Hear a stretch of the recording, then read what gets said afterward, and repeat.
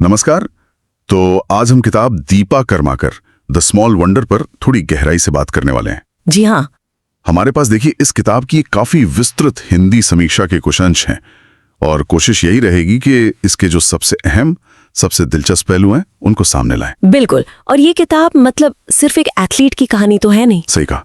ये असल में जिद, जुनून और वो जो मुश्किलें होती है ना उनको पार करने की एक दास्तान है। हाँ, और समीक्षा भी इसी बात पर जोर देती है कि कैसे ये किताब दीपा कर्माकर की, वो भी त्रिपुरा जैसे आप सोचिए छोटे राज्य से निकलकर ओलंपिक के मंच तक पहुंचने की जो असाधारण यात्रा है उसको दिखाती है। और वो भी जिम्नास्टिक्स जैसे खेल में। एग्जैक्टली, जहां भारत का प्रतिनिधित्व मतलब पहले लगभग ना के बराबर था। तो ये अपने आप में ही एक बहुत बड़ी उपलब्धि है जिसे किताब ने लगता है बखूबी पकड़ा है। चलिए तो फिर इस समीक्षा के आईने में किताब के सफर को थोड़ा देखते हैं। समीक्षा के मुताबिक कहानी शुरू होती है त्रिपुरा से। बहुत ही साधारण परिस्थितियां। हाँ। दीपा ने बहुत कम, सिर्फ 6 साल की उम्र में शुरुआत की थी। और दिलचस्प बात यह है कि उनके कोच विश्वेश्वर नंदी, उन्होंने उनकी प्रतिभा को बहुत जल्दी पहचान लिया था। हाँ, और समीक्षा एक और मतलब थोड़ी चौंकाने वाली बात सामने लाती है जिसका जिक्र किताब में है।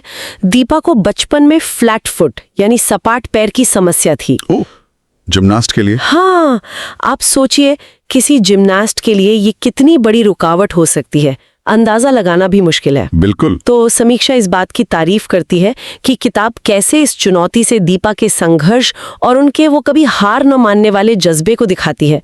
ये सिर्फ शारीरिक नहीं थी, ये एक मानसिक लड़ाई भी थी। ये वाकई कमाल की बात है। और फिर इस सफर में कोच विश्वेश्वर नंदी की भूमिका। समीक्षा बताती है कि किताब उन्हें सिर्फ एक सख्त कोच के तौर पर नहीं दिखाती। हाँ, वो एक मेंटर, एक गाइड के रूप में ज्यादा नजर आते हैं। बिल्कुल। उनका दीपा को मानसिक और शारीरिक रूप से तैयार करना, यहाँ तक कि वो सीमित संसाधनों में जुगाड़ करके अभ्यास के लिए उपकरण बनवाना, ये सब बातें किताब को बहुत मानवीय बनाती है ना। बिल्कुल सही। और समीक्षा इस गुरु शिष्य के रिश्ते को किताब का एक बहुत महत्वपूर्ण स्तंभ मानती है। ये दिखाता है कि कैसे सही मार्गदर्शन और विश्वास किसी भी प्रतिभा को निखार सकता है, चाहे परिस्थितियां कितनी भी मुश्किल क्यों ना हो। हाँ। ऐसा लगता है कि किताब ने इस रिश्ते की बारीकियों को बहुत अच्छे से उकेरा है। फिर आता है 2016 का रियो ओलंपिक। इसका जिक्र समीक्षा में बड़े भावनात्मक तरीके से किया गया है। दीपा का फाइनल में पहुंचना ही अपने आप में इतिहास था। पहली भारतीय महिला जिम्नास्ट। और फिर उनका वो प्रोडूनोवा वॉल्ट। हाँ, प्रोडूनोवा वॉल्ट, जिसे समीक्षा मौत की छलांग या वॉल्ट ऑफ डेथ के नाम से भी पहचान दिलाती है। वो उसके जोखिम को भी रेखांकित करती है। अच्छा। समीक्षा बताती है कि किताब उस क्षण के तनाव, दबाव और फिर दीपा के प्रदर्शन से पूरे देश में जो गर्व की लहर उठी, उसे बहुत प्रभावी ढंग से दर्शाती है। वो सही में रातों रात एक राष्ट्रीय आइकन बन गई। ये सच है कि वो पदक से सिर्फ 0.150 अंकों से चूक गई, लेकिन जैसा समीक्षा कहती है उन्होंने करोड़ों दिल जीत लिए। बिल्कुल। समीक्षा में किताब की भाषा की भी तारीफ है। सरल, सीधी और दिल तक पहुंचने वाली बताई गई है। जी। और एक खास बात जिस पर समीक्षा ध्यान दिलाती है वो है दीपा और उनके कोच दोनों के नजरिए से कहानी का बयान हो। ये बहुत जरूरी पॉइंट है। इससे पढ़ने वाले को एक पूरी मतलब 360 डिग्री तस्वीर मिलती है। सही। और ये भी है कि समीक्षा इस बात पर भी जोर देती है कि किताब सिर्फ एक व्यक्तिगत जीत की कहानी नहीं है। ये भारतीय खेल प्रणाली की जो चुनौतियां हैं, हाँ, खासकर छोटे शहरों में और महिला एथलीटों के सामने जो मुश्किलें आती हैं, उन पर भी एक जरूरी टिप्पणी करती है। दीपा की कहानी के जरिए ये किताब बड़े व्यवस्थागत मुद्दों को छूती है जो इसे और भी प्रासंगिक बनाता है। तो कुल मिलाकर समीक्षा के अनुसार ये किताब उस कहावत को सच करती है, छोटे शहर की लड़की बड़े सपनों के साथ। हाँ, ये दिखाती है कि कैसे जुनून, कड़ी मेहनत और अटूट विश्वास से साधारण परिस्थितियों में भी असाधारण ऊंचाइयों को छुआ जा सकता है।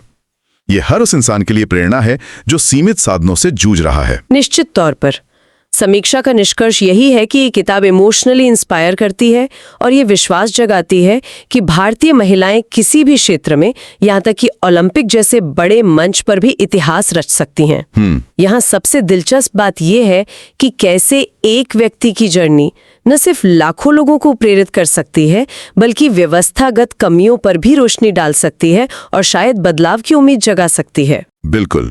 किताब दीपा की सफलता को व्यवस्थागत चुनौतियों के बावजूद मिली जीत के रूप में दिखाती है, जैसा कि समीक्षा में भी उभारा गया है। जी। इससे एक जरूरी सवाल मन में आता है। सोचिए, अगर हमारे एथलीट्स को शुरुआत से ही बेहतर बुनियादी ढांचा, बेहतर सपोर्ट सिस्टम मिले तो वो और किन ऊंचाइयों तक पहुंच सकते हैं, क्या कुछ हासिल कर सकते हैं।